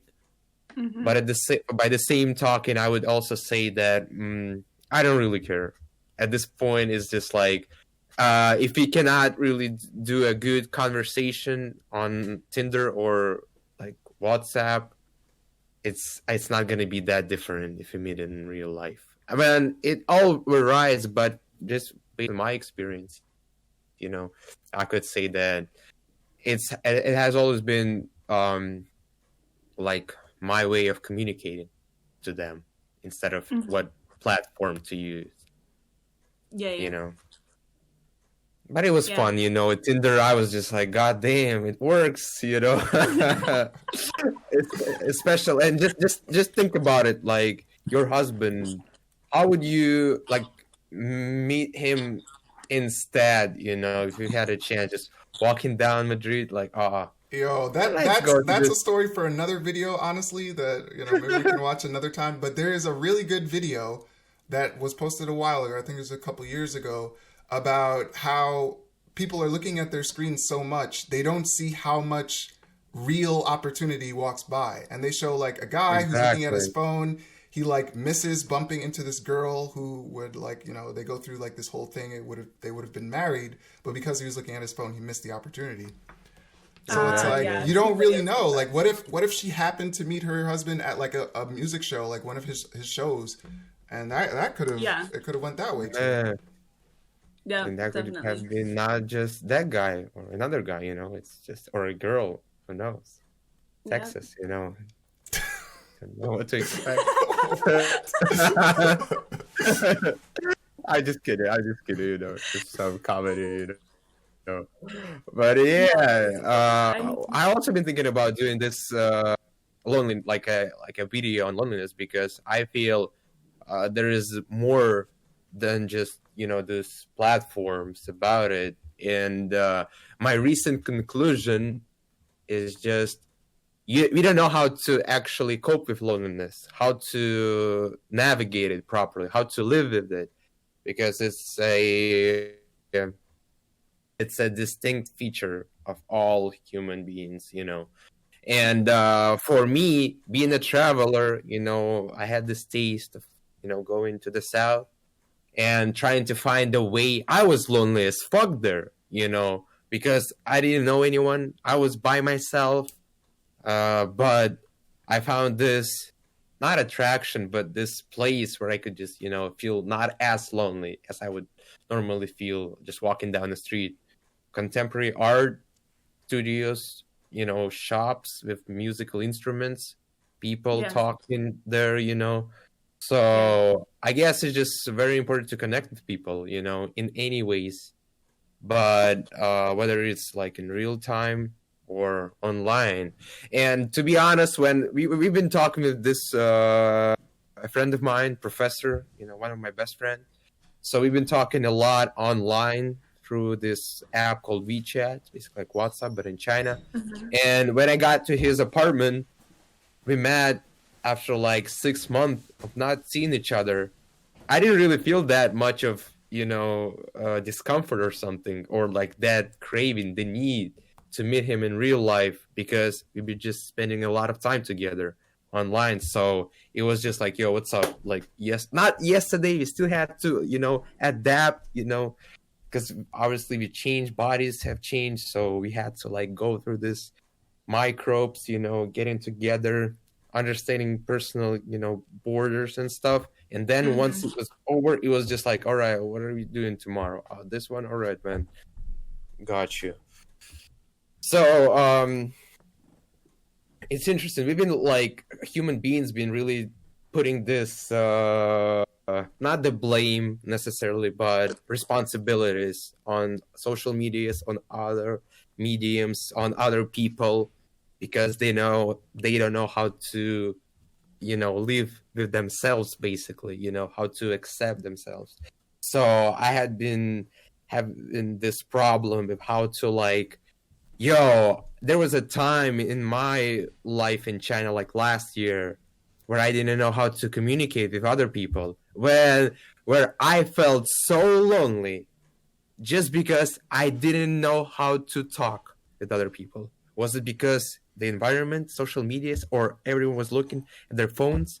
Or because it was my inability of not conducting a proper conversation? And once I got this point, because of the help of my brother, Tarik, I was just like, now I bump into people and be like, yo, what are you looking? Oh, it's touch screen, it's funny shit.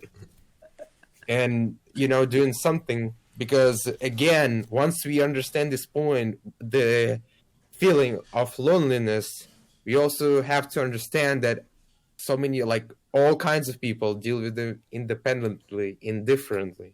For some, it's gonna be a museum tour. For me personally, or for Tarik, it's gonna be the change in the environment, or just talking, interacting, just have the small interactions with human beings. So it's just different types. So there is no like one chill pill for anyone. You know, it's gotta be like a research, and this research, you have to do it yourself to find out like, that works for me the best. You know, Tarik knows different environment. For me, probably it's a combination of both. I need some art. I'm a very spontaneous person. I need all kinds of shit at once. So, you know, maybe just a workout in the gym is gonna work fine. That's been working for me personally, because again, before I got to know this art stuff and music, and probably they have stand-up comedy, not as big scene as in other countries, but still something in China.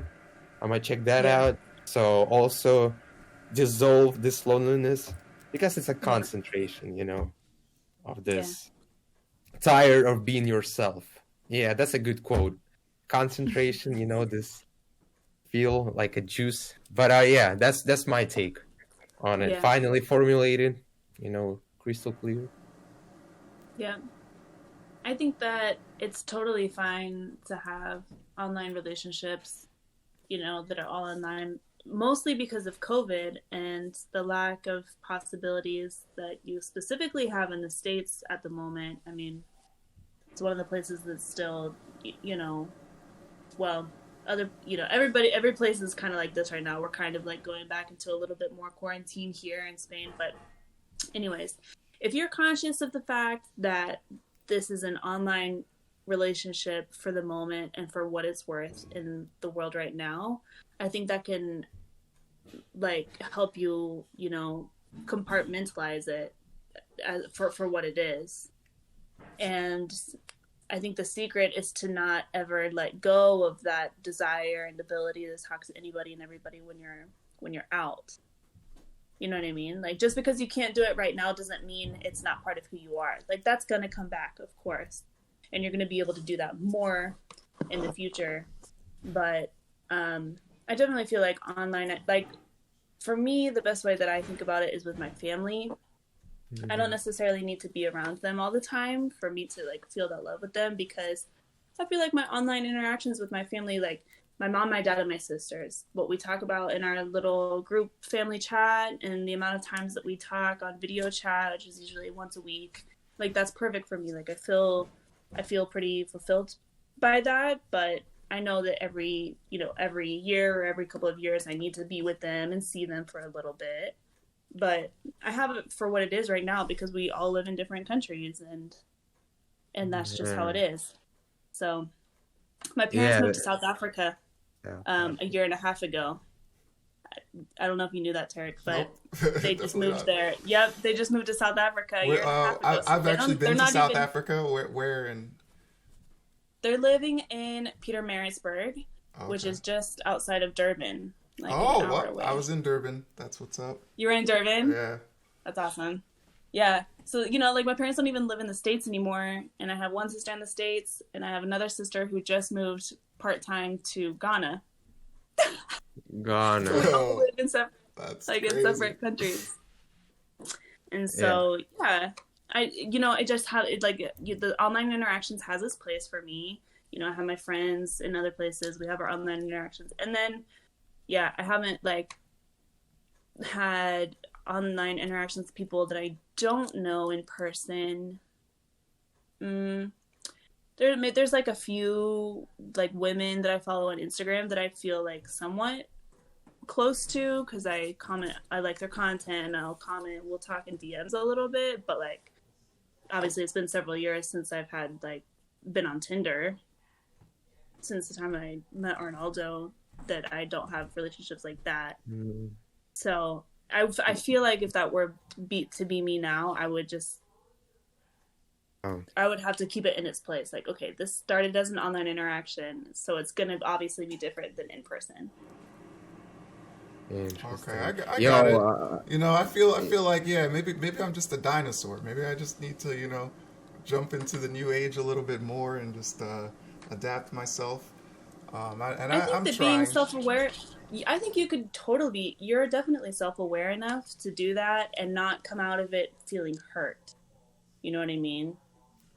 I mean, if you're like, It depends, not necessarily, when you don't get likes or the algorithm doesn't work for your favor.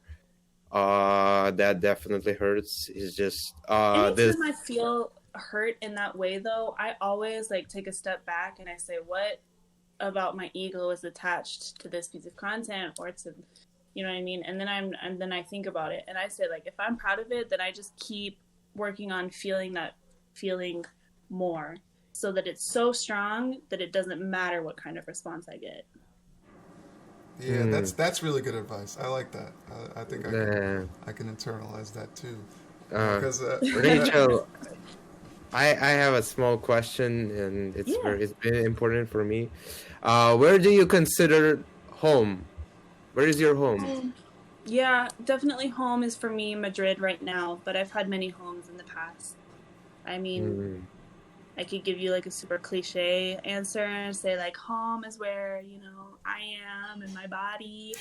But I feel very at home in Madrid, and I would say that the more years I have here, the more that solidifies. Like, I know the guy who runs the store downstairs very well. We trust him. He lets me pick up things if I don't have cash on me and pay him the next day. You know what I mean? Like, the longer you stay in a place, the more it feels like home. But I know I'll have more homes in the future. But for now, yeah, Madrid, for sure. Madrid. Yeah. Wow, interesting. What is the what is the place for the United States in your rank system, or like home, gradation? I would call it. Yeah, the United States makes up a large part of who I am. Of course, like, I would consider it very much like,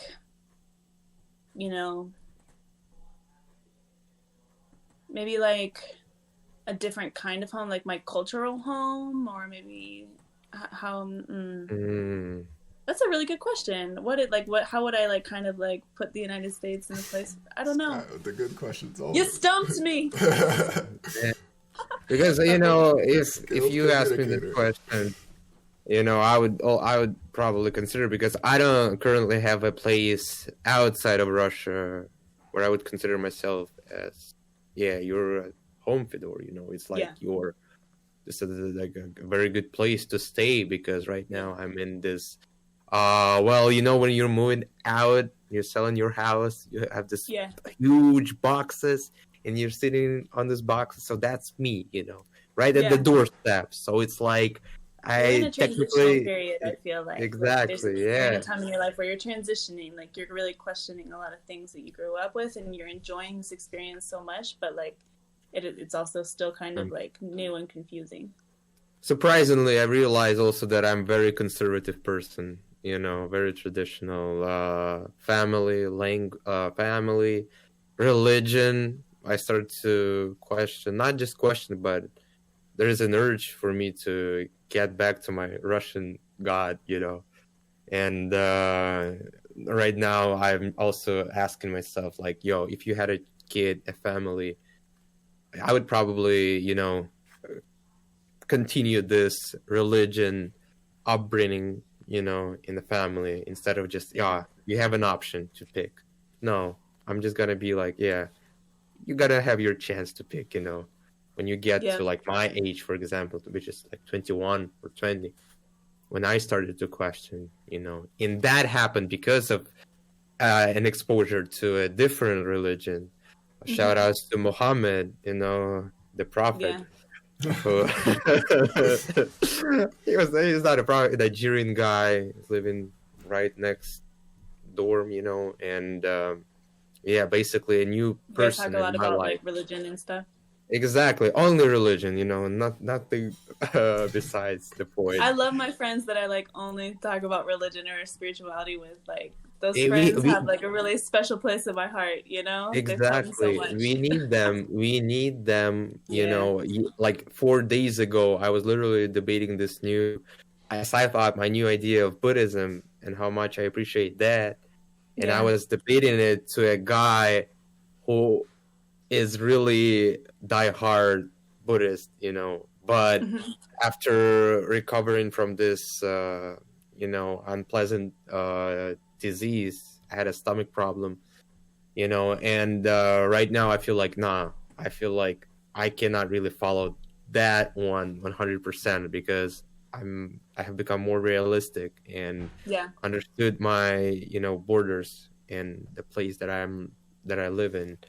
So it's changing, and that's very fascinating to me. It's been, and it will be, hopefully, that this process of constant change is just amazing to witness.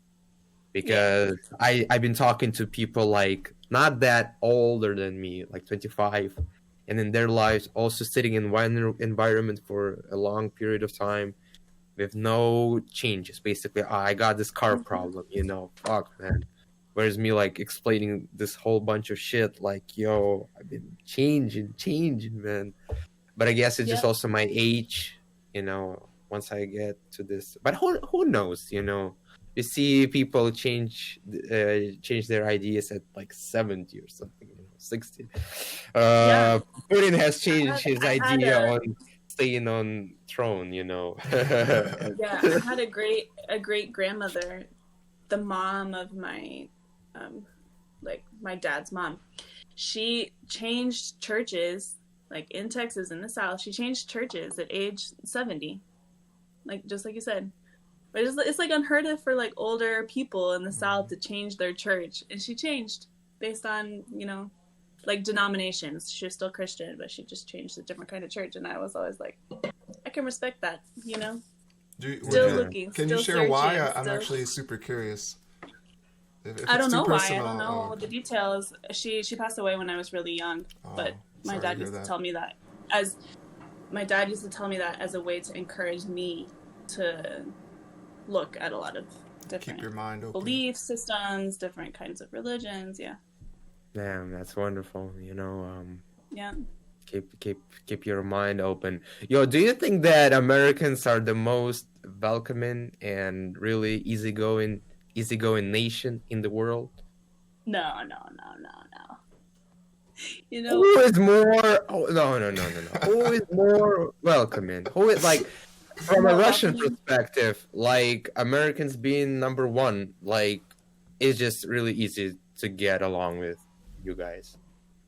Like, I think that I felt very welcome in Costa Rica. I felt welcome in Morocco, personally. I felt really welcome in Turkey. I mean, yeah, Marrakesh. I know why you got welcome. We all have Why, Morocco? Yeah, they have Marrakesh. This hashish. Have you tried it there? When I was in Morocco, I did not try any, and I was a little bit sad about it. But no, I was working every time I went to Morocco, and I never went out of my way to find anything. I know my students did, though. They did for sure. Tarik, do we have any other people scheduled for tonight? No, only her. No, I'm kidding. It's just funny. It happens, It's not like you come to Russia and get to smoke weed every single day. I understand. Is it hard to find her? Like, you just can't, or it's not available? Is it really illegal, or what? Tarik could explain on this.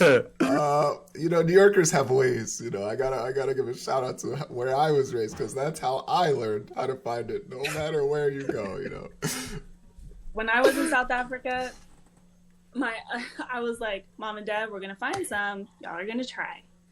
And they're like, how do you know how to find anything? I was like, just hang back. We'll find some. Like, it's fine. And we did. Easy. That's the mentality, That's the mentality of real, I don't know. I don't know. I guess maybe it's not just New York. Yeah. Texas knows how to do it too.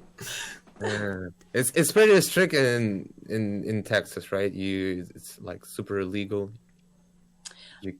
Yeah, I mean it's very much illegal, but you got to think, like, in Texas, everything is more spread apart. A lot of people like have houses. If you're smoking in your house, nobody's ever going to smell it. It's not like we have like these huge cities. Dallas is a big city, but even then, apartments are bigger. There's more space. You're not like living on top of each other. Like here in this building, I know at any given point in time who's lighting up in which apartment, just because we're closer and we keep our windows open. It's not the same in a place like Texas. I don't know. Yeah, People smoke a lot in their cars too in Texas, I feel like. Oh, that's just an interesting culture. Yeah, we gotta do that hot box, man. When I arrive, fucking. Because for me, this is very different. In Russia, it's totally illegal. You get this high charges. 5 years for like 1 gram of weed, and it's just insane. But I've smoked almost everywhere I went. I smoked in all cities in China that I've been to, and I've been to like. And it's not as big of a deal in China. It is. It's just you get kicked out right away, and it's interesting because a friend of mine who was a Russian guy, and he was e-biking, and got stopped by cops to just be a witness. There was a car accident, and somehow those police officers just sent him to the station to get a medical check on drugs. And he happened to be not having any other stuff, but it's just so easy for you to get into these problems, just for like nothing. They could come to the bar, get you, and you're basically, if you have something, you're out of the country. You get this ban. I used to smoke here, 2 years ago a lot, but I just started to having these dreams, and not just dreams, this walk, like hearing the walks all the time. And it's not the walk, I've been like fucking hiding it everywhere, but so we're paranoid. Exactly. It happens. Yeah. And then I was just like, nah, it's not gonna work. Yeah, it's not worth but, it. Not worth it. Exactly not. I've been like clean for like 2 years and feel, good. So is it legal in Madrid? Do you guys smoke there? Yeah, you can smoke. You're allowed to have a plant in your home. You're allowed to grow your own. That's not a problem at all. And we have what they call associations or clubs. And you pay to be a member of the club, and you're allowed to buy and smoke legally in these clubs. And they're like bars. They're like little bars. You can buy it there. It's not necessarily like a dispensary. You don't have to get a medical card or anything. You're just a member of the club. Technically, the weed should stay at the club. You're not supposed to take it out. That's a good policy. I like that, because then it's like, it's almost the same as like, cigarette smokers. It's like, you guys can smoke, but it's got to be in this specific area. Yeah. Damn. Spain, advanced world. I like it. So yeah, Rachel, thank you for talking, for Thanks sharing. Thanks for having me on. How long has it been? It's been like 2.5 hours. Yeah. 2 hours. Everybody always gets so amazed at how quickly the time passes, It was just like, so we talked about so many things. It's amazing. That's right. Yeah. Variety is the spice of life, Now I'm gonna go check out the other ones that you've recorded. Yeah. It's a YouTube channel? Yes, it is. To be honest, personally, I feel a little bit ashamed because the products we've made so far have not been to my liking in terms of, we've had some technical issues, especially with sound. But if you really just like conversation and you like how we kind of facilitate it, then go ahead and check them out. But we really want to be stepping up our. Do you edit quality. It? Are you going to edit this, or do you just post it as it is? So on our main channel, we don't really edit too much. If there's just like maybe some like Fedor gets lagged out sometimes, I cut that part out, and I add some like little spice sometimes, maybe some GIFs or like some funny references in a couple of them. But it also kind of depends on the mood of the talk. Like some of the talks are more serious, some of the talks are more light. So you really got to find what you like. But yeah, we've had 14 episodes out already. Yeah. Nice. And they were all pretty That's different. awesome. And you Yeah. can see, I mean, I've changed a lot, but Fedor's change is insane. Like, when you see the beginning of Fedor to now, it's like, yo, you could write a Amazing. book on that. Yeah. I love I'm it. also. My mom also said, "No, man, it's not you, my son. It's not you. You gotta do this, radio show or something." But yeah, that's right. I really like this process. I've been developing a lot. It's been basically my degree, my higher education, and That's because I don't really get to learn that many shit in my school, like in China, so. I guess I don't have an option, but yeah, we have like 14 episodes and 5 or 6 of them are still like Yeah, unreleased. we still have a couple in the bank. There you go. Just one by one when you're ready. All right, but Exactly. yeah, thanks again so much, Rachel. It was so good to catch up with you. It's been awesome. Yeah, so Yes. yeah, let's stay in touch. We tell all of our guests like we'd like to do this again sometime in the future. So Awesome. you know, I'd we'll love catch that. up again. And ping me whenever it's out. Like, let me know. Yeah, definitely. Share I've it. decided, because this talk was so good and kind of way more timely, that we're gonna release this one pretty soon. I'm gonna try to get it out by Nice. the next few days. Awesome. All right. All right. Thanks Thanks to for- both of you. Yeah, Yeah. thanks everybody for Virtual watching. hugs. Please stay tuned. Please watch For us. sure. Subscribe. Please watch us. Of course. I'm a fan now. All right, great, Yeah. great. All right, Rachel. All right. Peace. Bye. Bye everybody. to both of you.